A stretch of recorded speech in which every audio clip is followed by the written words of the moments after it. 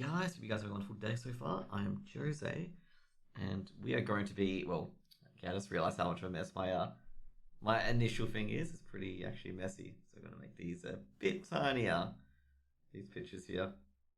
Just realized like how big they are on my screen, so I'm going to make them a bit smaller. But anyway, welcome to Chilltime with Jose. Hope you guys are having a wonderful day at the moment. Um, Dude, it's been a very, I guess, a tough day overall. If you are going to be, I'm not gonna say cast or anything like that, but it's been a very tough and testing time for CSGO in particular. We have all the crazy scandals going out. I get the jacket off, so we're all ready to go. But oh my god, it's been absolutely chaotic. But anyways, before we go on, I'd like to thank, of course, my affiliate relationship with Exitlag, and also like to thank the Cure Cancer people and all the people associated with it, who have been raising money for these charities and contacting a lot of streamers. So you can donate via my Tiltify. You can type in chat exclamation mark charity, and if you want to go to get my Exitlag link, type in exclamation mark Exitlag, and with Exitlag for the first month you get 20% discount and you get 25% of your first monthly subscription, and then after that, you won't keep the discount, but I think it's $6.50 per month. The discount's about $5.10. I'm not exactly too sure. You guys got to do your own calculations, but that's how it's going so far. So with the charity stream, we'll be doing it all September. As you can see down here, that's how much we've raised so far. There's 5 milestones, not set milestones. I'm not sure if I'm going to set any other milestones or do anything else that's kind of crazy as well. But we'll see what will occur and what sort of challenge we can go through. I actually had a lot of Among Us challenges doing, ready to go, and also a lot of Fall Guys yesterday, and that kind of fell through, ironically enough, mainly because of the fact that Fall Guys is down and we didn't get enough people for Among Us. Like, one of the Among Us ones was the challenge was going to be like the imposter had to kill everyone in alphabetical order and stuff like that, or like the imposter would have to kill in a certain color order depending on who they were, and you could it could make the game easier, a bit harder, or they had to do like run around in circles 3 times around the person before they actually could kill them and stuff like that, or run around the person once, but stuff like that. But anyways, let's get to the CS:GO. It's been a very crazy period of CS:GO. A lot of the top talent are leaving the scene. You got a match fixing scandal potentially on the rise as well. There's investigations into that. There haven't been any finalizations of it. It's just a bit of rumblings, and apparently they're in the concluding stage of it at the moment, where people are going to be charged for match fixing. And given the NA scene, a lot of the top players in the NA scene, they don't have the proof, but they smelt a rat. That kind of thing. They have a suspicion, but it smelt a rat. Like, I think Whippy and Celsius have commentated on the areas as well. They haven't thrown accusations out yet, but they are aware it's occurring, where a lot of teams will buy negatives and a lot of deagles and stuff like that. I think a lot of people in here probably know or have a hint at who it could be and stuff like that. Now, everyone assumes like it's gonna be an AU scene. I don't think there's gonna be much in the AU scene at all. Like, I think the players are well aware of how stupid it is, given the five other guys who are now facing jail time and facing severe fines for what occurred, and not to mention that they were a very low team and they were just incredibly stupid. That's pretty much it. But if there's any AU teams, I'll be really shocked about it. Now, the other one is about the coach bug. So the coach bug, basically, the coaches were able to, when one of the last players died on the T side, they could essentially they would just be at where the last person died, and they could rotate their camera around like Cypher and Valorant, and they could essentially, let's just say you died at top mid, for example, the coach could see the entirety of top mid, and you didn't actually need a player to see if anyone was in top mid or not, and if no one was in mid, you could easily take the side. And that's pretty much like the coach's exploit. But first, we'll go with the short-term news at the moment, just the highlights, and I think we're going to start with a big one, and we're going to start with a big one with Henry G retiring. So if you guys are unaware that Henry G has been a big caster in the CSGO scene, I think for the last 6 years, I'm not entirely too sure, but he's going to be leaving the casting scene. He hasn't been casting in the last 6 months or so after esports had its own Me Too movement, and Henry G was named by his ex-girlfriend. And I think Henry G's been taking a much needed break because he got a lot of hate, he got some love, and overall that was a kind of crazy period where everyone was just throwing accusations out there. Some of them they had receipts behind it, some of them they didn't. And Henry G's was just a big mess of, like, Henry G did admit he was a bad boyfriend to her, and he's been a lot better since.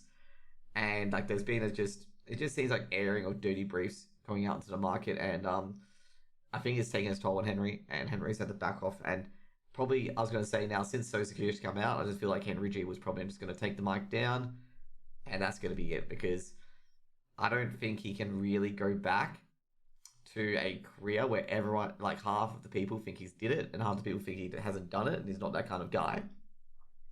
A lot of support been coming on from his tweet about quitting the scene. In fact, I don't have it up actually, which is a bit sad. But he did have an interview with Decay, which is from Double Tap, so Decay being the main breaker of this news, and is of course on HLTV. So he's 32. He's been very, very successful. He's held it for 6 years. It's not making him happy. And I think I heard these rumblings about the last year or so, like a lot of talent are going to be leaving the scene because the work schedule's basically, as someone said, one of the ex-casters said, is basically you can't organize your life. I think it was actually Henry G who said this, that, you got 1 or 2 weeks, like you're not sure, you can't commit to like meeting someone 1 or 2 weeks because DreamHack could call you up next day, be like, oh yeah, we need you on air now. Like that sort of thing. And, so basically accusations laid in June, actually it was 3 months ago, played a huge part, because obviously, like, can you imagine having that sort of accusation floating over your head, and you're the sponsors and all that here is always like, what if it breaks out here and we've got this guy here now we're associated with him, and that's a bit unfortunately here. But yeah, so he's retired. He's done 150 live events, 10 majors. Like, he's done a lot of casting. He's been a top tier talent. He's probably been the most memorable with Sadakist, and it's actually pretty sad as well. On another note, on a lower note, the Sadakist did say that he's not interested in casting CSGO anymore. So that's another top tier talent lost at the same time. And like, he's worked at 150 tournaments, 10 majors, a lot more than me. And the last one was Games Without Borders, the charity event at the end of May. And that was before, of course, the accusations came out. And, I think that's Sadakist there, and that's Henry G here. And yeah, so I can read through that interview, but it's going to take a long, long time to read through that interview. Another one, which is basically a punch to the gut, and I remember when she was casting as well, I actually thought it was Machine casting, because Machine and her have similar voices, but it would be Pansy. Pansy's no longer interested in casting CSGO. Now, she did come back to CSGO for a few tournaments. She hasn't been on, recently, but she was chased out of scenes similar to Semler in 17, where, actually, not chased out of scene, just didn't do events, essentially. So basically, she's going back to PUBG. Pansy does a lot of PUBG casting. And it wasn't, she's explaining that it wasn't how toxic the scene was at the time. And she was underpaid. This was nothing to do with gender. She states that in the follow-up tweet. A lot of people think it's due to the gender gap. It actually wasn't. So yes, it simply wasn't going to get through. Essentially, what she's trying to say is that this is where I run into it as well. Well, not as much as the top tier talent. You get to a ceiling part where you can't go above it because the other people are well known. So you're literally just butting your head against the ceiling non-stop, waiting for your chance, if any. And that is a real thing with casters, especially myself as well, where I'm literally waiting for my big event to just break through the ceiling and do something with someone. And since I don't duo cast that often, and most of the tournaments that are arranged, they happen during midday and 3 p.m. my time, I just haven't been able to break it, I'm going to say. And there is a top end barrier. Anyone who says there isn't casting is absolutely lying to themselves, because it's not because people are actively trying to put people down. It's because of the familiarity of it all. Let's say you got a tier 1 event to put together, you're going to get Sponge at 100%. You want Sponge on your desk. You're going to get, let's just say it's duo, Harry and Hugo. You want them on your desk as well. Maybe, I was going to say Dust and Vince, but they're not there yet. But you want Scrawny and Launders as well. You got duos that are already, ready to go and butt heads and, work together quite a lot. And, that's what's going to happen. It's not because people are actively trying to make sure casters don't rise up in the scene.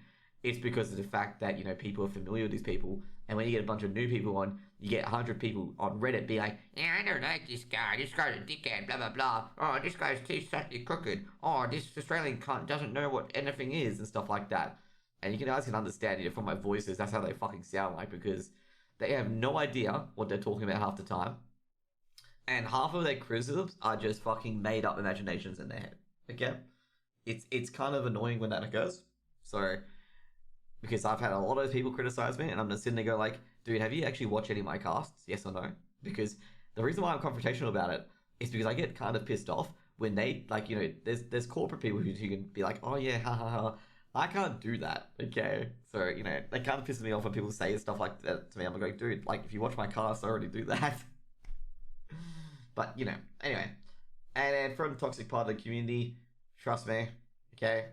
People get death threats all the time about stupid shit, and you just sit there and go like, dude, man, just please, just go away. I've had my fair share. I had some guy like threaten my family and myself because he lost a bet, okay? Literally because he lost a bet, and I told him to calm down and take a time out and take a deep breath. Because all these bettors, man, they can't handle losing fucking $10 because of their own stupidity half the time. Like, one of them lost money because, like, they thought they were going to have Ground Zero, going to have the full strength team, even though Ground Zero announced it 2 days before that Pears and Leaky weren't going to be in the roster. And he was blaming me for it. I'm like, dude, it's not my responsibility. But, you know, I can understand this. Like, you know, you do get threats. You do get, like, I have these guys who, like, come onto different accounts and just try to call me Peter Pettigrew and try to bully me nonstop and try to get me to say the N-word and stuff like that. And then they cry, wondering why they get banned. It's like, dude, what do you expect? But yeah, it's PUBG. She likes it. Good on her chemistry. And, you know, essentially, basically, I'm going to say PUBG, she feels a lot better than Pansy. And that's what you can say at the end of the day. Like, if you feel better at a different game, why not go for it? And, like, I know a lot of people feel better at Valorant, given a lot of tournaments been organized around it. But, you know, go for it. You know, if you feel like you got more shot at Valorant, go for it. You know, if you feel the game's better, and the community scene's better, and the casting scene's better, just, you know, hit the ground running and go for it. And that's what I've been trying to do. Like, you know, I've been trying to go to WoW, CSGO, but WoW's kind of the same place as well, except more top-heavy with the ceiling as Pansy's experiencing as well, because, you know, they only hire people who've got a following and a brand at the moment. They don't hire anyone who doesn't have a brand or a following, like, behind it, because if you know, like, you know, all the people who are casting, I'll say except Aya, it's going to say, have about concurrent 200, 300 viewers on their streams, okay? Because I think Aya doesn't usually stream until quite recently. But anyways, she's probably getting up there as well. And, you know, basically, it's kind of like a school reunion, and she'll do a few events back in here, but she won't be able to do it. You know, doesn't want to come to do CSGO casting anymore.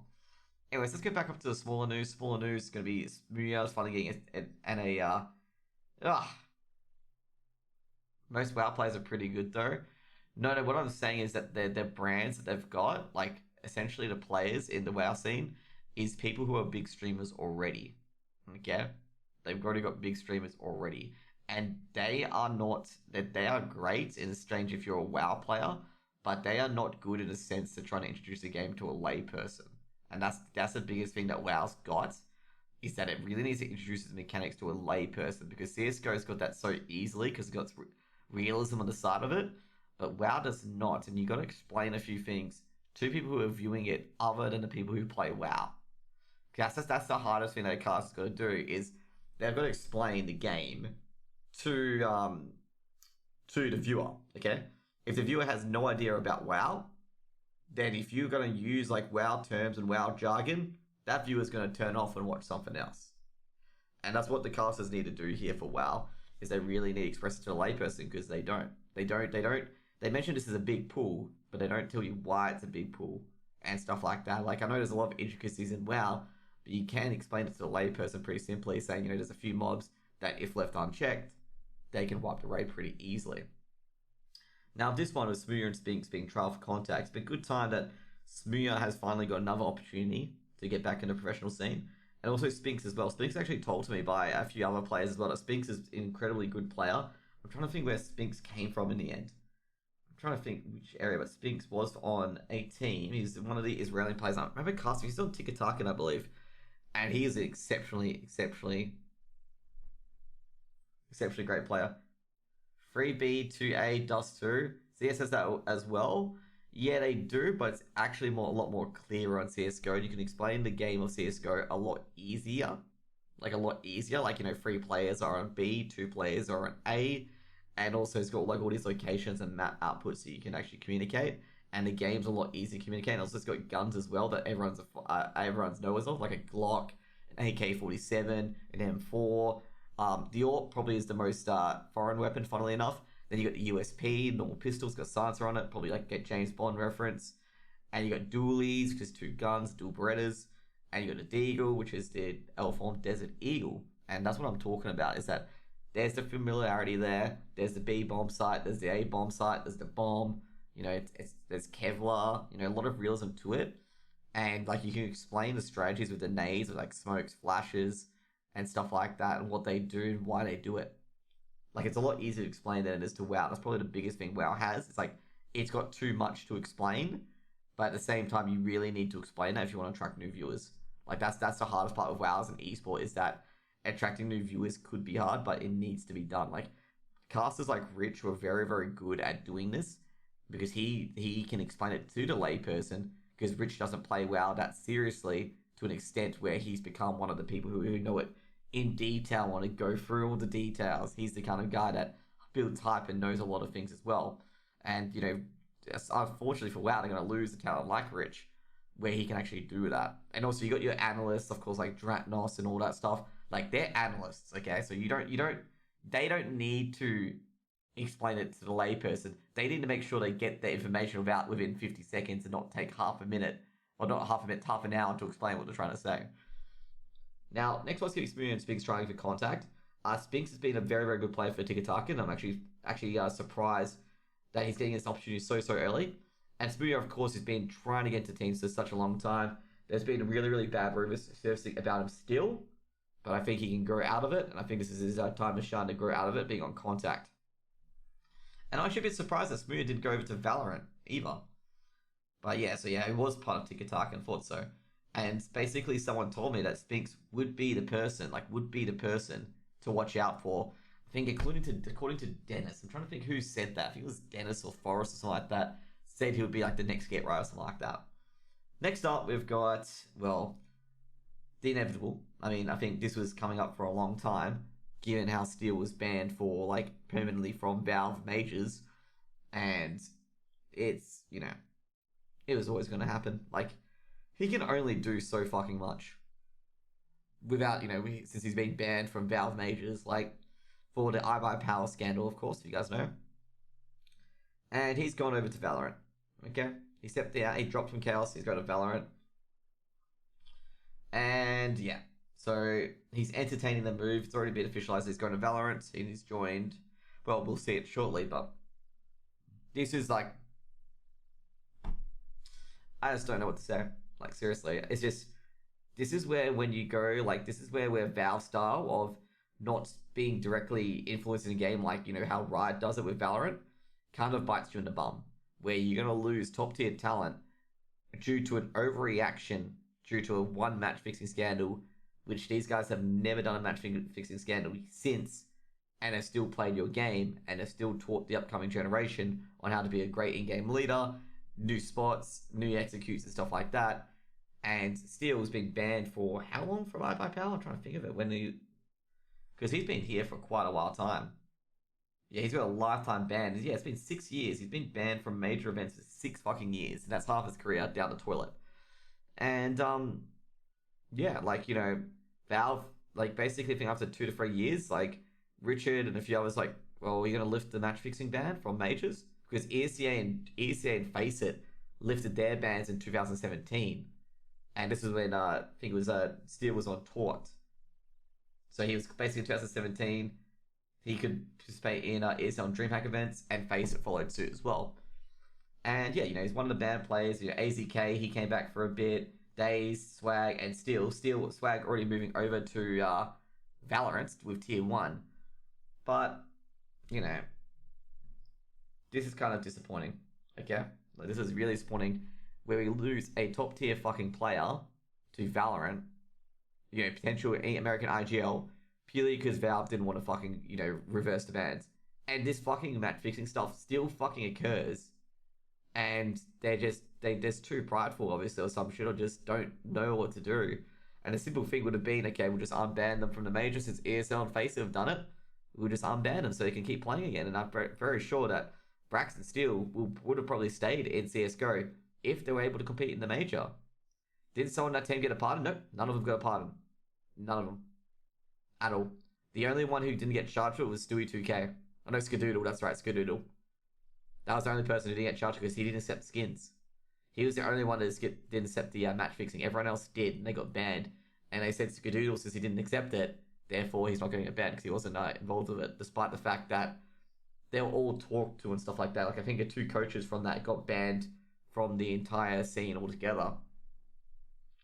And it was funny because this is also where a conflict of interest came in, because iBuyPower actually owned the other team. Like, the coach of iBuyPower owned the other team. So it was another thing like that as well, where the conflict of interest rose up as well. And as you guys may know, obviously, Steel has joined 100 Thieves on Valorant. What do you know? Like, seriously, like, what does anyone fucking expect at this stage? Like, if you can't get to the biggest tournament in CSGO, and there's another FPS shooter down the track that you potentially might get money on, you're getting an offer from 100 Thieves, one of the bigger esports orgs, where do you think you're going? Like, come on. Like, Steel, like, realistically, in CSGO, Steel is not going to get a contract from the bigger orgs. They want a player who can play in the majors. They don't want a player who can't play in the majors but can play in every other tournament for them. Like, no. Like, you know. Of course he's going to go to fucking 100 Thieves. Okay? That's just stupid. It's like all the NA players that went over to Valorant to see if they could get into a top tier org. And the people will be like, you know, they should stay CSGO forever. It's like, dude, if they're not getting a fucking org or a paycheck, just go over to another game, see if you can get into a top tier org, and, you know, if you get into it, you get into it. If not, just go back to CSGO. Like, Jesus Christ, man. Like, some of these people who are, like, criticizing pros for furthering their career in another game and to get money on the table so they can pay bills and they don't, you know, starve, of course, in the right manner. Steel was never that good. No, Steel was a very, very good in-game leader. Like, Steel was a top tier in-game leader.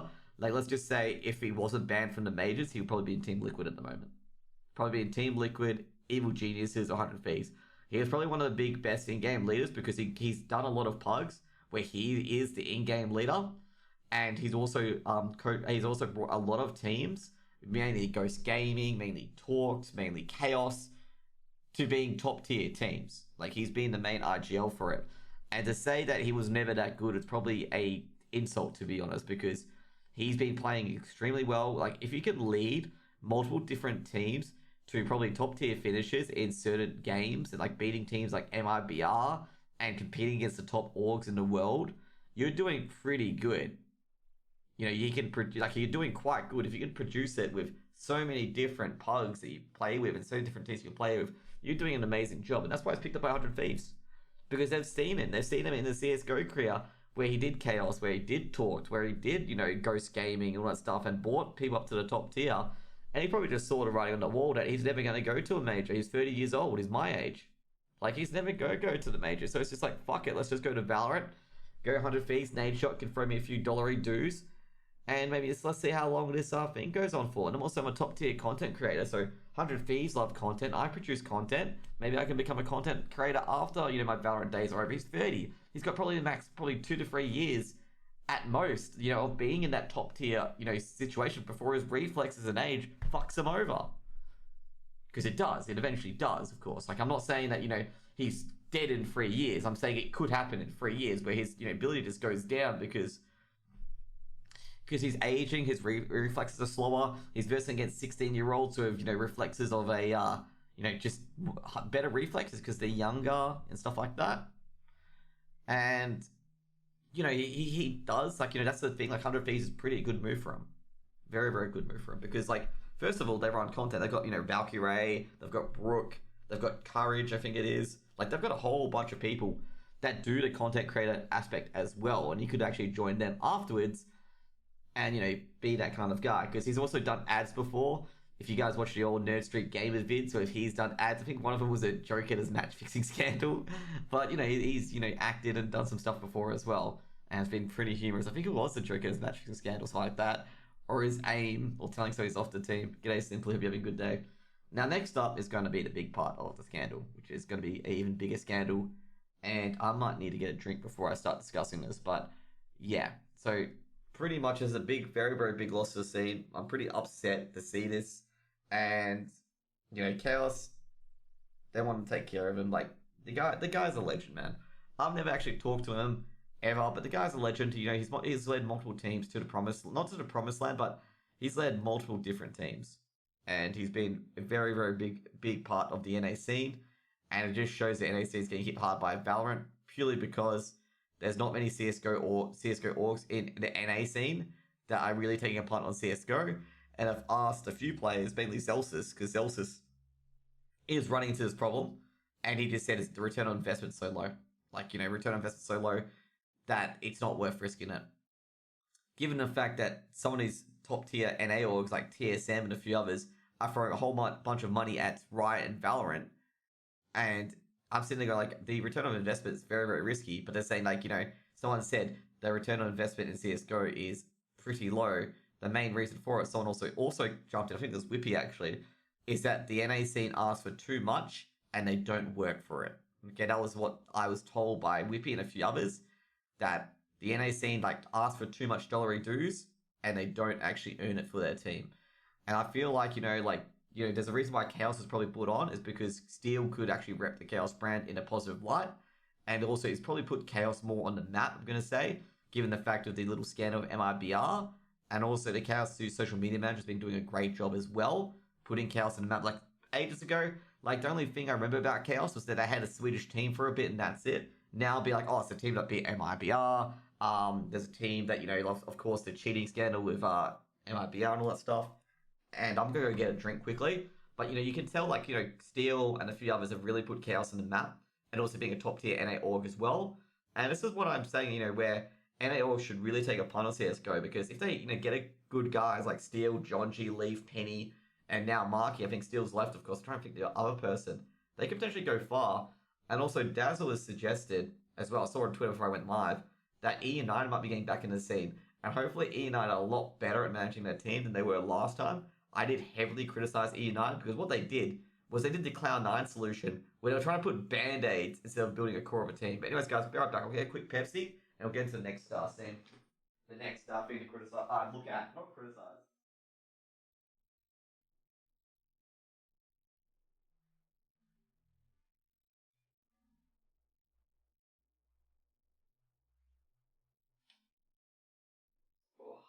Okay, I'm back. Maybe we should have an ad break, okay? Maybe we should have an ad break. Be like, Exitlag, the best VPN ever. Use code Jose to get a discount. Dude, we should get a maybe I should get a video to do that. Yeah, that'd be pretty good, actually. Just have an advert while I'm getting a drink. But anyways, Pepsi. Oh, shit. I'm not doing very good today. Yesterday, I gotta tell you guys now, I think I told you guys yesterday that when I was at a client meeting, I had some soup earlier in the day, and there was literally a soup stain on my jacket, and I had no idea it was there until someone pointed it out. And I was sitting there oh my god. And it was minestrone soup, so it was bright red on black, which is awful. But anyways, let's get to the next one, which is probably the worst one of the fucking lot, okay? This is probably nightmare fucking scenario for CSGO. Let's just be real. This is nightmare fucking scenario. And ta-da. Okay, so it's the coaching scandal. So if you guys are unaware of the coaching scandal, what has happened is that I said this at the start of the stream. I'm not sure if you guys were watching, but what happened was the coaching scandal was like this. Oh shit, I should have really got an example of it. But basically what happened is that when the last terrorist died on your team, basically the coach's position would be frozen in that spot. So let's just say someone died top mid in Mirage. You could rotate the camera. You can't zoom in obviously, but you can rotate the camera. But you would have full vision of top middle, okay, as a coach. Now, Mifar from Renegade said he thought it was a bug and had about 8 tech pauses against Order because of that bug, okay? He thought it was a bug. He didn't think anyone would abuse it. Lord from Whistler Cacao, I don't know how to pronounce it, okay? Whistler Cacao, basically he reported as well. Peter also emailed Valve about it as well. And, basically a lot of coaches have been abusing this, and this is going to be the biggest test of Valve and CSGO in quite a while, because this bug's been in the game since 2016. And so far, Mikhail and, I forget the other guy's name. The referee for ESL, I'm trying to find his name. Bugger, I forgot his name. There we go. Okay, there we go. Okay, Mikhail and Den Dufa, who's basically, the Den Dufa is the software developer for ESEA, and Macau is a freelance referee. Sorry, I couldn't find their names. I'm like sitting there like, what's their name? What's their names?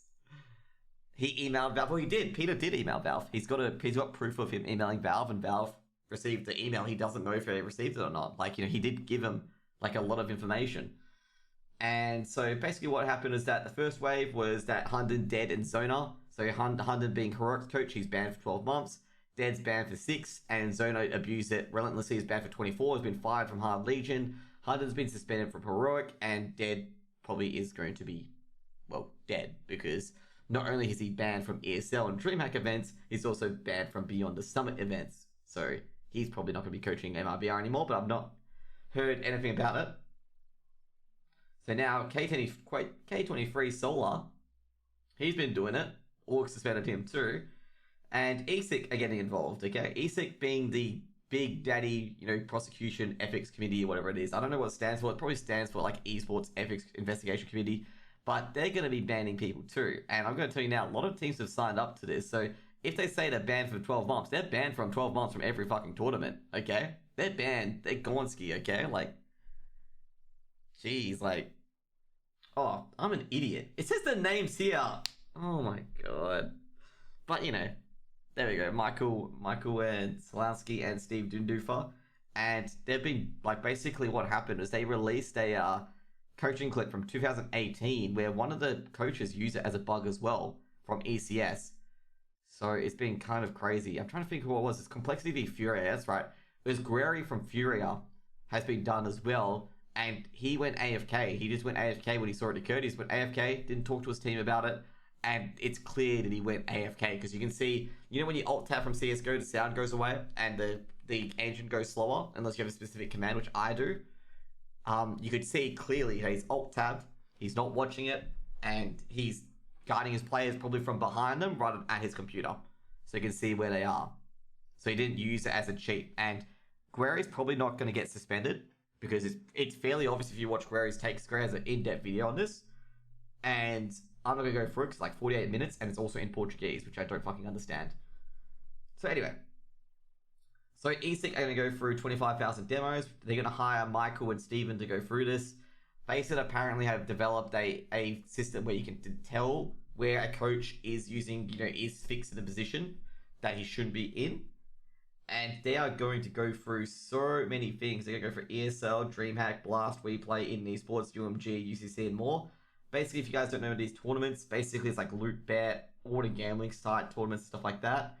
And they're going to go through every single demo. I think they've eventually done a software because they have Steven on board, which is the ESEA dude. The ESEA dude isn't being paid, and neither is Michael. So they have a GoFundMe at the moment to help fund their costs in doing this investigation and doing this all in their free time. And a lot of people have been saying, they're getting into Steven because Steven's associated with ESEA, which is ESL, that he might have a conflict of interest instead of doing just ESL tournaments. But, he's basically said that no, like mainly it's been Macau. I've been just in the back end to help him out as a freelance person as well. So basically pretty much ESEA have said, if you've used this bug, you've got until September 13th. Otherwise, you're going to get whacked pretty hard, okay? So you get a lesser whack if you confess, and a harder whack if you don't confess. Because I'm going to say at this stage, if you've used it, they're going to fucking find out, okay? They're going to find out because it's not hard to see the bug being used. Like, you can pretty much see it very, very easily. Like, if they, oh, shit. Thank you for the $20 donation, Doobage. Jeez, that scared me. Because I was in, like, the middle of a thing, but thank you for $20. See, I even changed it to the 5. There we go. But, yeah, thank you for $20 to cure cancer. And that puts us to $43 if it updates. I just got to poke the screen. It'll update eventually. But, yeah, so, I'll try to give more. Give as much as you want to give, okay? Better later this month. Okay. But, as you can see, they got 5 terabytes of footage helping from HLTV, and you can send admissions of guilt to the commissioner at esec.gg. So this is pretty serious, okay? Like, all the big guns are getting involved, and I'm going to say, just as I said with the esports, Me Too kind of movement, it's probably very good that it'll clean a lot of people out of the scene that have been abusing and been unethical in their judgment, and really send a message to other people being like, guys, you guys got to just report these bugs and keep the esports thing clean. Because if you don't keep the scene clean, you guys aren't going to have a scene. Like, this is the same thing with casters using viewbots and organizations using viewbots and embeds to try and cheat advertisers. You don't have a scene by unethical and cheating tactics, because it comes to blow up 1 or 2 years down the track, and you're probably going to be caught holding the fucking bag where your viewership goes from 100k to none, and your sponsors won't sponsor you because you've been cheating the entire fucking time. Okay? This is what's happening similar in the esports scene. Okay? Similar fucking thing. Where, like, you know, people aren't going to really look at it.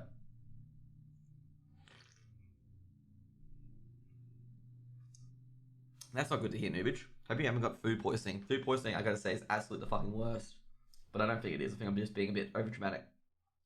So now let's talk to Michael about it. So Michael being the Polish referee, freelance referee.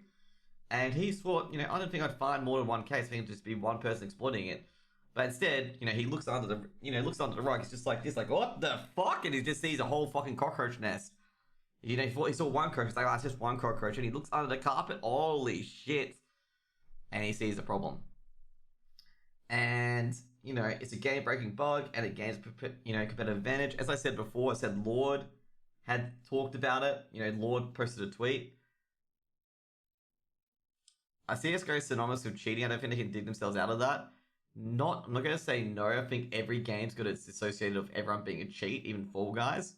Like, I don't think it's just CSGO that has this unethical standpoint. Like, a lot of people are going to say, oh, it's just CSGO, you know, stuff like that. I think every esport has this unethical standpoint where if they hear a rumor that one person's using it, everyone's going to use it, okay? I mean, look at Mythic Plus. Look at the first season of MDI, where Dark Heart Thicket, where a certain team called Kashel's Angels bugged the mob and then got it reset due to a technical thing. I think that's kind of unethical, knowing the fact they knew how to evade bug that mob and then cried to an admin that they couldn't complete the dungeon. And I think there's some unethical motivations to that as well, because Method EU, now, I think, I'm not sure what they're called now, but they were going to win that dungeon and they would have won the entire tournament because of it. But, you know, that's the kind of things that's going to happen as well, where they know something will go wrong and they unethically use it to try and gain an advantage. It's happened in so many other games like COD, where, like, you know, there's so many games that synopsis with cheating as well that have cheating in it. And it does go into the aspect, like, you know, people do it. Well, one dungeon. No, what I'm talking about from an esports point of view, okay? Where people use, like, unethical methods to try and win. That's what I'm talking about, like unethical methods to try and win the game. Like in many world firsts, I mean Paragon, for example, when the thing respawned due to Saronite bombs, they didn't report that because they wanted to win. That kind of thing. That's what I'm saying. So I'm saying, like, all esports have this, where people hear a rumor being like, you know, oh, this guy uses this map pack, oh, this guy uses this bug, we should use it too, kind of thing. It's kind of like the Essendon scandal in AFL, where James Hird was like, oh, Collingwood, they're pumping in illegal drugs to make their players, you know, be bigger and buffer. Oh, West Coast is doing it too. And they hear all these rumors, like, you know, go like a game of telephone, and then they use it because they think everyone else is using it. But in reality, no one is using it. It's just bullshit rumors, and they get caught holding the bag. It happens in a lot of competitive aspects because people don't say, nah, I don't feel like this is right. Like they go, okay, if they're using it, we're gonna win. You know, we gotta, it's by hook or by crook. And then they lose their ethical standing, and then, you know, basically they're caught holding the bag like a 1 or 2 years later when people's like, nah, this ain't right, I'm telling the AFL. Or, you know, it gets leaked somehow. That sort of thing. G'day, David. Hope you're having a good day. You know, how are you, man? And welcome to the stream, man. We're discussing the, not the betting scandal, we're discussing the exploit scandal. And so Lord, he's from Wizlike. He said, oh, I thought this was reported. Zeus and Peacemaker both have used the bug as well. So Zeus is on a team around Peacemaker. I believe he's on Mad Lions, and I bet it's been suspended now. It's not adage, well, if he's cheating to do it, I will too. Yeah, exactly. Like, you know, it happens in esports. Like, it's not just CSGO. Okay? Anyone who just says CSGO where these things occurs is kidding themselves. It probably occurs a lot in a lot of the scenes that in its infancy, but it's not reported until much later on. No, great. Zeus as in the Brazilian one, okay? Not as the Na'Vi one, okay? And yeah, so pretty much they've looked at everything, and you know he's pissed off. Well, it's a little sad, but better late than never. Basically, Solanski was told by I think Hunden that the bug occurred and how to do it, and I think it was emailed by Lord and a few others that the bug occurred as well. And just to give you an idea on how you could abuse it, we're gonna have Michael show us here. So this is what the bug is like. Okay, so he's got full view of the bomb site, of the A bomb site in Mirage. Okay, so you see how he's got all the information. So he can tell who's in shadow. He can tell if anyone's on balcony, you know, for an anti-eco. He can tell if anyone's at firebox. Like as you see there in 2 seconds, he scrolls to firebox. He can tell if anyone's in sandwich, anyone in jungle, anyone on stairs, and he can tell where anyone is. Like pretty much. Like this is how bad the bug is. Like that's how bad it is. Like, you know, it's kind of like a cipher camera from Valorant. And yeah, that's what they can do. They pick any spot and make calls, provide information on what they're seeing. And if the coach reconnected or changed picks to one of their players, it's possible to use the bug for the rest of the map because one of the conditions that the team joined as a coach that didn't have players assigned. Okay? I'm guessing this was a remote. No, what happened was that if he comes in as a coach and he's not assigned as a coach, the last player that died, he would be the camera. So yeah, so basically pretty much like, you know, if he reconnects the server or change perspective to one of the players, it's possible to use the bug again. So it had to be done before the game came in. No way in live tournaments you could get away with that. Yeah, it was mostly online. I don't think any live tournaments are going to get away with that because they reset the players multiple times.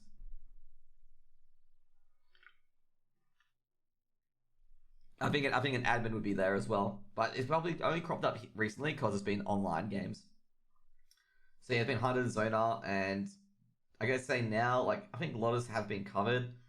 A lot of the players, like a lot of the guys, are really pissed off. Like the referees, there hasn't been really a united response, and people did tell people a lot sooner that this was occurring because this is a big bug, like a massive, massive bug, and it's really disappointing that nobody came forward. Like, not many people came forward about it, and people abused it, and this is why it's in one of these big scandals coming on at the moment. And the next one's going to be the match-fixing scandal, and that's going to be huge as well, because that's going to be huge for an NA scene. And fortunately, I'm going to say most of the guys that did do it, like suspected of doing it, people who've got thrown rumors out, are on Valorant now, okay? And I think most of the guys that are, you know, coming in are probably purebloods. The one coach that got banned, he did come forward to Valve. Yeah, a lot of people come forward to Valve, but you still got to get banned. Like, you still got to get punishment for it because you abused it in an online context. So Guerreri, as I said before, he posted a video of his events, and Solanski has no idea how far we go. There's basically been advanced VOD stuff being used, and it can go through the things. And Solanski could use the help, and, you know, he's a bit unfair, you know, unhappy. ESL's agreed to repay it. Sponge and Stunner set up a GoFundMe. And also Foreign, who's part of Flashpoint, has said he's had him gone through all his stuff and no one did it in their tournaments. And yeah. Have you heard anything about Matchfix? I have no fucking clue. Don't really. I'll let the journalists do their thing and I have to do my part as just looking at it at the end of it. But he never thought this would be such proportions when he learned about it.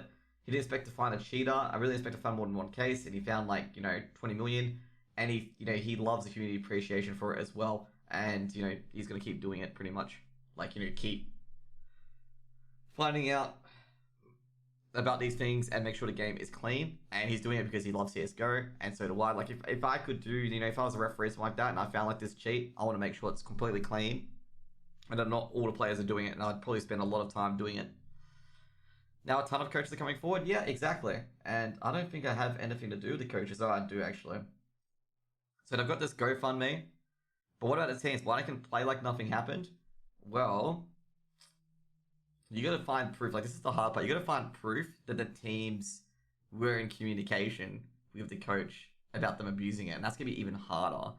Like, a lot of these people do skate. Like, it needs a lot of, like, unethical stuff. A lot of people do skate because there's no evidence against those players, okay? Like, there's no evidence to connect the players to it. And that's why some people skate, okay? And sometimes that's why they push one person to be the fall guy so the rest of the people don't get, you know, cut down with it. And it happens. there's a term bagman for a reason, where the person who's got the bag gets all the blame, and the people who are actually behind have already gotten away with it already. Like, it's how it works, you know, that kind of thing. It's unethical to an extent because everyone should be responsible for it, but they want to cut their losses at the extent as well. I don't want to kill the game at the same time, the fall guy. Yeah, no, I know it's ironic, but that's what happens in society, man. Like, it happens in politics, okay? Like, this unethical thing where, like, everyone, like, doesn't accept responsibility and have one person accept it has been like, since the start of time. Like, let's say a minister, oh, he's the one that did it. No, we didn't know. We didn't know about him accepting money. We probably did, but you can't prove it. But he is the one that's bad, you know, that's that kind of stuff as well. Like, he's the one that's the evil one. He's the one that did this all by his own. Wink, wink, nudge, nudge. Never actually approved of it. It's like, you know, that kind of thing. But it's going to GoFundMe. You can donate to it. So the website I've posted in the comments or in chat. And you can donate whatever you want. I'll donate probably about $50 later after stream. The reason why I'm going to do that, because I don't want to see you guys see my fucking bank details. That's why, okay? I don't want to see any unauthorized purchases from you guys on it, okay? Be like, Dubinch buying, like, you know, his entire shopping on my credit card and be like, who the fuck is this guy from Canada buying his groceries on my credit card? But anyways, so let's just say they've caught a lot of coaches, okay? Ranger from Mouse Sports. Retro from Mouse Sports did it while he was at Tricked. He's been suspended from Mouse Sports. See, go for this quickly. Peter used it as well when he was at NIP. Gone. Dead. He's been handed the first one. This is funny though, because the funniest thing is that MIBR have been accusing Leaf of hacking, but oh, lo and behold, they'd been cheating all along. Oh, what the? Oh, man, that humble pie must be getting stabbed into MIBR's face. Boom, boom. Like, oh, man. Dude, we went through the Leaf clips on Chilltime. Jesus Christ. There's only 2 instances, and you needed more information where Leaf could be a bit sus, but Jesus Christ. There's no hacking. There's indications that he can hear you. Like, he's got the info. Like, one of them was Overpass, okay? And he did the typical spray through the smoke, okay? And when he lined up after doing the spray through the smoke, he aimed towards Taco's head. And I'm sitting there and be like, he probably saw Taco cross at the end of Monster. He probably saw feet, and that's why he's spraying through the Monster. And we don't see more information of it because the camera cuts to Leaf while he's spraying through Monster. Because you can see on the minimap that Taco does cross Monster before, like, does he cross Monster before the smoke blooms? Because if he does, then Leaf will be able to see his feet, and that's why he starts firing. Because he's crossing Monster. But anyway, enough about that. But, you know, it's heavily ironic that MIBR, who cry so much about supposed cheating of chaos and don't bring any proof, and just have like, oh, this clip is sus and Gaules and all that stuff, fucking egging it on.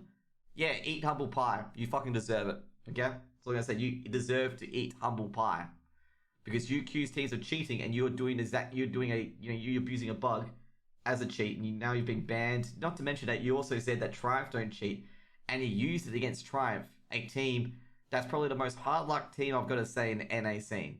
Most hard luck team in the NA scene, where they've been screwed so many times by TOs, by other teams cheating, that it's not even fair at this point to Chase, I think it's Sif, that's his name is, to the GM of Triumph, who's literally like the bad luck person. Like the ultimate bad luck person, hard luck person, because I'll tell you now, like Triumph, they could have gone to ESL Pro League before ESL reduced it by 224 teams, and they're in ESL Pro League now because they're a very good team, and it's just unfortunate.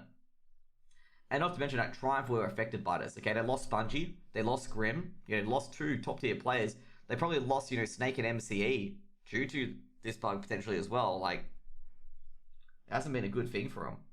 But, you know, MIBR deserve it. You know, I don't care. Like, I really don't care at this point. Like, you guys can't, you can't utilize their entire fan base to accuse a player of cheating and get him sent death threats and make him go protected on Twitter and then be like, oh, we cheated. Like, oh, don't worry about it, Nibage. Also, thanks for the follow, by the way. And you can't be like, oh, you know, we're sorry we cheated, blah, blah, blah. It's like, no, like, you don't deserve that. You've been the main stalking horse of, you know, calling Leaf a cheater and getting Leaf harassed, and anyone who dares say that Leaf isn't a hacker, you're like, you know, dogs, or not dogs really, I think that's a bit of a rude to call them, like your fan base is there bullying these people and streaming out and posting nude pictures of a soccer star from Brazil, and like implying that people are homosexual and using it as a derogatory slur is kind of disgusting. Okay, like you don't get that card where you can be like, oh, I take full responsibility. You don't. Okay, you've been caught projecting. You're caught being hypocritical. You're gonna have to eat the crow and eat the humble pie being thrown in your face, because you can't get away with that. You can't do that sort of stuff to people. And that's pretty much it. So Hunter got suspended as well. This has been pretty much probably a stab in the gut or dagger in the heart of Heroic fans, given that Heroic have been playing so well recently, and they have their coach suspended, okay? Fortunately, ESEA Cologne, their win in ESEA Cologne was not tainted by this. Hunter did not use the bug at all, and their DreamHack run has been a bit tainted. So basically, you know, MIBR got caught cheating back in E-League and part of the prize money takeaway. Okay, I don't know that. But either way, like, you know, like, MIBR, their hands are pretty dirty. So Heroic, this is pretty bad look for Hunden, given the fact that Hunden had been building up the scene for such a long time, and then he does this, okay? This is like the moment of stupidity that you do, and it just ruins everything, okay? It literally ruins everything, and poor Hunden, to an extent, like, he's done so much good for the scene, and then he goes and does this, and this is probably like the stupidest thing he's ever done. And he probably will regret it for a while, that what he's done here. Like, he's probably tainted his name to an extent, and it might be like kind of like Steel, like where like, oh, he's one of the match fixers. It doesn't matter that he's been growing the NA scene despite the match fixing after the fact. They're all going to say, he's a match fixer. Don't trust him, match fixer, and all that stuff, you know, kind of thing. Like, it's going to ruin it. Like, that's what's going to happen, okay? And I do it a stupid voice, but that's just me imitating like the crows, like, match fixer, he fixed mattresses, you know, stuff like that. I think I said if he fixed mattresses, I mean matches, okay, not mattresses. He doesn't go to your bed and fixes the mattress, he fixes matches, okay? That's the joke, okay? Man, I don't even know what I'm saying half the time. Just don't say fixed mattress, okay? But anyway, this could taint it for him, and, you know, Hunden's, you know, feeling pretty bad. He also contacted the referee, and he's the whistleblower, okay? And, yeah. So Heroic could be looking for a new coach. I think Heroic could be able to find one pretty easily. They've got a great team here as well. And he's been suspended. Okay? How do you fix mattresses? Well, you know, you just buy a new one, okay? Just throw the old one out. Just throw it out the window and then bring a new one in. And be like, oh, your mattress is all fixed. You know, just pretend you actually do something. Okay? And if they go, what's that mattress outside? It's like, oh, no, the neighbors left the mattress there, okay? You know, just yeah, that's how you get it. That's how you fix mattresses, okay? But anyway, you know, this is a poor thing to see Hunden do, and you know, yeah, this is bad. This is bad for all the coaches involved. Now, lastly, this guy was apparently the biggest abuser of it, which is Sollaar from K23. He's been suspended too, and not like you thought the Heart of Legion Zona guy was bad, where you use it on free maps in a tournament. This guy used it for like almost 1 or 2 years. I think it was. But he used it quite a lot, okay? Like, I think he used it, like, someone said he used it quite a lot. And he did it in Multivibe's Cup 8. Like, apparently, I'm not sure, like, okay, this is alleged, okay? That Sollaar used it a long time. Okay? 1 or 2 years, no, don't worry about that, that's wrong. Sorry, I got the wrong person, okay? That's the wrong person. Don't. We'll stop there. Okay, we'll stop. Okay? I got my facts mixed up. This is not the guy that uses it for 1 or 2 years, okay? Like, he didn't use it. Okay, cool. That's the wrong guy. Sorry, I got 2 scandals mixed up, and this is not the guy. Sorry for my bad. So if you're watching this, like, just, you know, watch the entire thing. I walked out back. I got mixed up. But he'd been using it in Multicups 8. I was actually thinking about another scandal, not this guy. So yeah, he'd been watching on Multivibe's Cup 8, and, you know, he used it as well to view all parts of the map, apparently. And he's been suspended as well. Someone has mentioned that he may have used it a few more times, but they're not terribly too sure about it. And, you know, there's a lot of alleged, a lot of accused. But we'll see what comes out of it. Last but not least, as that ESEA reveals that they've got 15 ongoing investigations and match fixing allegations in ESEA MDL. There's been a lot of cloud servicing about NA, and I can understand why there's a lot of cloud signal about NA, given one of the teams use negatives and like revolvers in one of the rounds. And I can understand why this is coming up, because like there's been a lot of match fixing allegations. Now every time a bettor like will come in and be like, oh, this is match fixing, oh, typical ESEA match fixing, oh, typical scripted game, and you know, every time they'll come in there because of this. And this is what I'm talking about when your scene is unethical and not becoming clean, is that this shit occurs, and then every fucking bettor and his dog will come in being like, oh, this is ESEA match fixing. Like when a player makes an honest mistake, they'll automatically go to the worst option that they're match fixing, okay? And this is what happens. This is what people who engage in this fucking conduct of hacking and match fixing, this is what they do to the scene, where players who make a fucking honest mistake are deemed match fixers, okay? Even though they may have, like, you know, got the wrong information and stuff like that. So basically, it's been 18 months. It's been present for 18 months in the Mountain Dew League. They've got concerns about match fixing. I feel like it's going to be more into the NA scene, because there's been a few rumors. Zelsus and a few others have, you know, said certain people may be doing it, but I think Zelsus walked it back. But they've been showing, Whippy as well, been showing it. That might be hints in the scene. But we're not going to accuse anyone at all, because we're going to wait for ESEA to come up with their final validation. They've got better tools than us. And if we say anything and it's wrong, then I get sued for defamation. And I don't want to be sued for defamation, because these people have only been alleged, haven't been, you know, we're not judged during execution here. Like, a lot of people as journalists has got to realize, this could be a side note, is that as a journalist, you're just reporting what happened. You are not judged during executioner. And journalism's been fucking absolute garbage recently, because they're trying to be judged during executioner.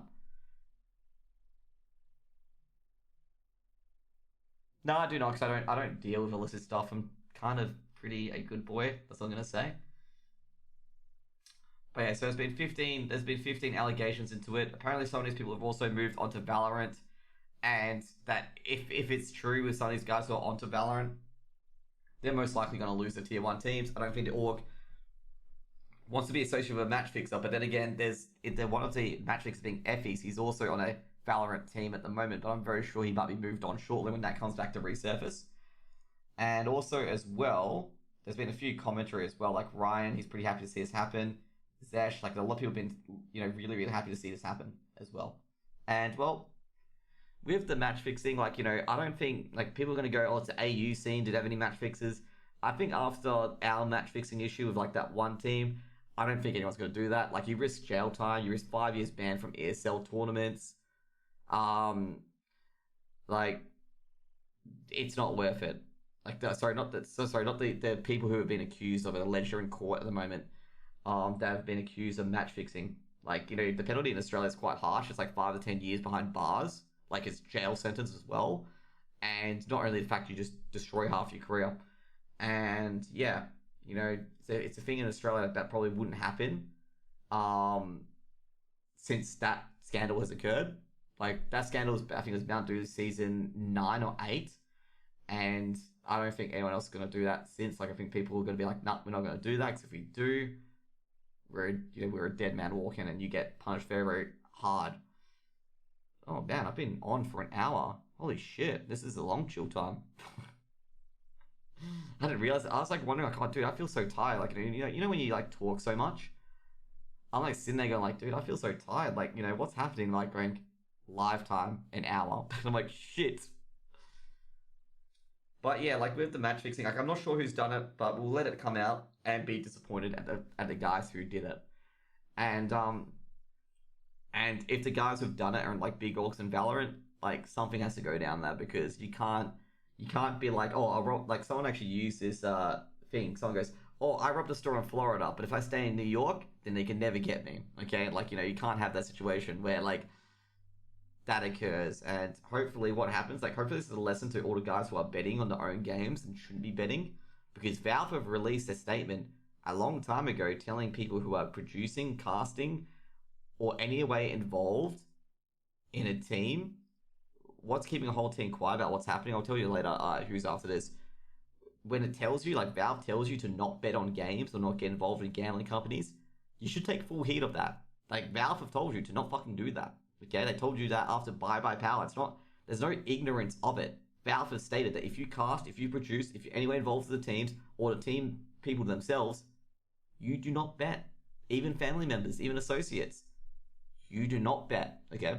my family were trying to, like, I think one of my, like, because my family do bet on horse and stuff like that. They wanted to go betting in esports, and they were asking me about, you know, CSGO teams and who would be the one to look at. I'm just like, I can't tell you anything. That's why I said I can't tell you anything, because I linked them to the Valorant. I'm like, that's my statement. I can't tell you anything about which team's doing what and stuff like that. Like, I can only tell you, like, generally public available information of what the teams do and stuff like that. Just move to Italy. They have no extradition there. They'll find a way. Okay. But you know, it's very disappointing that this has come up in our scene again, match fixing and stuff like that. And like, seriously, like, should be taken very seriously. Should be serious punishments handled out to the players. I think it's gonna be 5-year default if it's true by ESL. And it needs to be dealt with. Like, this is the thing. Like, people who do match fix and stuff like that, they'll be like, oh, I need money to live and stuff like that. Well, get a fucking job. I'm sorry to say this, but I know it's easier said than done. But dude, like, if you do it the unethical way, like, okay, one of the Twitters I follow is Ed Lattimore, okay? And Ed Lattimore says, the things that you run away from, like the unethical things you run away from, they're going to come and hit you 10 times as hard, okay? So if you run away from the fact that you're unethically, like, throwing games, you know, so you can get a bit of bob, this train, like, this is you walking along, thinking you're getting away with it, this train is literally going to knock you out the park, and you're going to have, like, severe repercussions, okay? Like, severe repercussions. You are going to get, you know, like, it's going to be like one day you're going to get, you know, essentially hit by it, and it's all going to come out, and your future is basically tainted. So I think what you need to do is, like, you might have to, you know, get a job or something like that, or maybe CSGO isn't right, you know? Maybe it's not the right path. Maybe you have to go elsewhere and stuff like that. Yeah, gambling does, like, you know, I kind of understand that point of gambling does bring bad element, but it's eventually going to occur, okay? Like, people do want to bet on outcomes of games and prove that they're right and stuff like that. It does occur. Like, you can't really ban it because people are going to do it anyway. It's kind of like Prohibition, like the Catch-22 of Prohibition, where they banned caffeine, yet everyone had coffee stores where there was caffeine and sugar traded, you know, and alcohol being drunk, okay? Like, it's one of those industries that people are going to abuse, okay? Kind of like betting. Like, it will happen one way or another.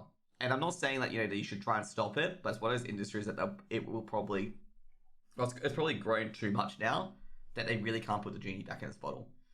And yeah, like, that's the thing. Like, sometimes, like, if you're not getting there with your esports career, I think it's, you know, you got to say, like, maybe you should just call it quits. Like, you know, I've been thinking on the meantime, like, on the back of my mind, that maybe, like, you know, with casting and stuff like that, since I'm not getting through the ceiling to get into events and stuff like that, maybe I should hang up and just, you know, focus more on my streaming aspect, like building up my brand, or focus on my real-time, on my full-time job with financial advising and get more into it. That kind of thing. You know, I've been thinking on the back of my mind that, you know, casting, I haven't been able to get any paid casting gigs. I've been stuck on ESEA for the last 2 to 3 seasons. And mainly it's back of my stuff, like back on my back. But, you know, I haven't, you know, been much to it so far. And people, like, when, let's just say, for example, when Henry G retired, people were like going, like, you know, we want more of Dust and Vince, we want more of X and Y, Alcedo Kiss. Like, they don't mention my name. And they mention the Dweg as well. Like, you know, if they don't mention my name. And it feels like they're like, you know, I haven't got that familiarity yet with the audience to promote people in there. Like, you know, when a big talent goes down, like, you know, oh, you want to get this guy as a replacement, stuff like that. And that's what I'm feeling like at the moment, that, you know, there's a top heavy ceiling, and like, how much time do I have in the casting scene, considering I'm 30 overall? Like, I'm probably one of the older casters, and I'm not in the tier 1 scene. Like, it's like, how long do I have, pretty much, to do it? Because, like, there's a lot of up and coming casters who, you know, have like they can probably make a career out of it. And there's gonna be a lot of spots in the tier 1 scene as well. And, you know, I've been commenting on a lot of tier 2, tier 3 CSGO, both Europe and Australia. And kind of the aspect that's going to as well, since I didn't get it accepted for the ESL 1 open or closed qualifiers for New York, is kind of thinking, I'm like sitting there going like, well, like, if I'm not recognized by ESL or anything like that, you know, what real chance do I have? And, like, they obviously don't take a look at the stats, because if they looked at the ESA stats, they'd be like, this guy grinds a fuck ton. And I do grind a fuck ton. And it just feels like it's not being rewarded, like, in my opinion. Like, I just don't know. Like, I don't, like, I was, like, actually shocked when I got the email saying that we don't have any spots. Like, I was, like, sitting there going, what? Like, the most Mountain Dew League casting has been me. Okay? Been me. for the last 2 seasons have been me. Other than Vortex, ignoring Vortex. Being me. So I was like sitting there going like, okay, like this is I'm not allowed to react like this. Like a lot of people don't react like this because they lose their job because of it. I'm sitting there going like, then what do I have to do? Like you guys aren't like, I'm casting your like ESL owns ESEA, just in case you're like, I'm casting your lower leagues religiously. I am, risking sleep. Like I go to bed at 2 a.m., 3 a.m. some days because I'm casting ESEA Mountain Dew League. Like, it's not like, I only cast 1 or 2 games. I cast a fuck ton of games. And it's like, what do you want me to do? Like, this is what I did get. Why did I say I was sitting there going like, what's going on? That's why I feel like, maybe ESL looked at me like, oh, Jose, he's GMT 8. And gotta say now, the qualifiers weren't friendly for GMT 8. I'm gonna tell you guys that now. They weren't friendly. And they've been like, okay, Jose's GMT 8. He's not gonna be casting many of these games. We'll give the casters in Europe and NA a bit of a chance because this will be in their time zone and tick off approval, okay? That's one reason, because a lot of these games weren't friendly to GMT 8, okay? Because I'm GMT +8 time zone, okay? Because I'm in WA. Thank you for the follow. I don't know who you followed me, but thank you for the follow. Vasquez. But you guys get what I mean, okay? You guys get what I mean. Like, basically not friendly for GMT 8. And they'll be like, okay, Jose can't do it because I know Jose, they'll be like, okay, Jose does cast a lot. We took to Misty, being Jordan Johnson. He does MDL. And he's like, yeah, Jose casts a fuck ton, but, these times, they're not good for him, okay? Like, he's not going to be casting any of those games. He's at work. He's got a full-time job. He's told us this before, because I have told him this before. And they're like, nah, we're not going to put him in. We say no spots. But, the reason for it isn't because, that we don't recognize you enough. The reason is because we feel like it's going to be poor for your time zone. And, I can understand that. If they said that, I'm like, okay, cool. But they didn't say that. They said, like, there was just no spots. I'm sitting there going, like, is it really for, like lack of casting or something like that? Like, you can understand the frustration I'm going through. Yeah. Mac and Elvish guy up to 6 a.m. Yeah, they've switched their fleet schedule. Like, they wake up at 5 p.m., cast at 6 a.m. They've done a really good job. Yeah, that's what I've always said. Okay, like, when I was talking to James Banks as well, this is so true. Like, I talked to James Banks about, like, it's not what you know, how well you do, it's who you know.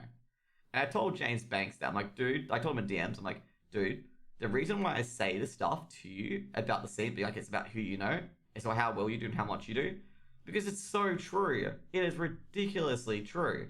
Like, the thing is, like, people go, like, oh, it's not true at all. The highest merit gets. I'm like, no, it doesn't. Like, it's not, that's not what happens. That's not what happens in reality, okay? Reality, it doesn't happen. Reality, what happens is this, okay? Like, let's just say, new guys come in, like, say, Mac and Elvish guy, okay? They're new, on the scene, they're coming in, they do a decent job, people like them, okay?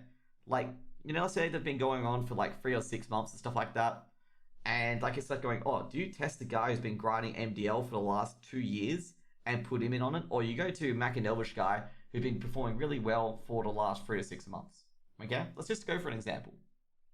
You go with the familiarity aspect. Like, these guys can cast. These guys are good. You get what I mean? Like, you don't go to the new and unproven if you've already got the old unproven here. Okay? And that's what's been the biggest Achilles heel for me, is that I don't know anyone in the scene. Okay? Like, I'm not friends with many of the other casters in the EU scene. And yeah. That's pretty much it. Like, I'm friends with Konki and Komodo and stuff like that in AU scene. And, 2-tap and quick draw to an extent. But I'm not friends with many people in the EU scene to that extent as well. Because I think I've been treating, like I say, Vortex with a lot of antagonism and stuff like that as well. Not antagonism, I think that's a harsh word. But a competitive nature kind of thing. And I've been more competing with them because I've been competing with Vortex in MDL for quite a bit. And I think a lot of people can say for us, like, basically it's just me. It's like just basically Vortex dominating MDL to the left. And it's just being me versus like MDL and a few others and stuff like that. Me need to get involved in that scene. I actually know a lot of the players and I know players and the coaches. It's just the casters and the TOs to an extent. Like, I'm in good faith with DreamHack, like, because I've been to DreamHack a lot of times. ESL, like, I do basically the Taker Comms guy, Lewis. He lives in Perth as well, so I know him quite well. And I just don't know the higher ups. Like, I know I talk to Misty on and off, like not too much. It's mainly just the league questions. But I do chat amongst the other casters as well. Like a lot of the French and Danish casters know who I am and stuff like that. But that's pretty much it's the easiest thing. It's easier said than done. But yeah, like it's like maybe you need to get involved in the scene. Like that's exactly correct. Like that's the main thing. Like that's the obvious answer and the correct answer. Like I've been getting to know the players a lot more. Like I do know all the players from probably the teams outside Order, Chiefs, and stuff like that because I've talked to them constantly on their cast. I know players of Rooster, I know players of Rooster 2, and like it's just getting to the point with Order, Chiefs, Ground Zero, and all that stuff, and getting to know them a bit more. Like I've talked to like a lot of the players in a thing. I show a reason for my dude. I'm not criticizing you for anything you said. Like I'm just saying you're entirely correct. Okay, I'm just saying entirely incorrect about that. Like you're entirely 100% correct about it. Like you said get involved, you see, but it's it's easier said than done. Okay, like it's always an easier said than done. And I've been trying to get in there. Let's see what I've got responses to. Oh, okay, never mind. Dude, my Twitter was popping off. I'm like, oh, is there anything on Twitter that I want to look at? But turns out there isn't. Anyways, I gotta close all these screens. But that's been the main problem with this scene for myself. And obviously it's gotta be, me doing things to get it happening. Okay, let's see what we got here. Got anything else? Nah, let's get to some Mythic Pluses.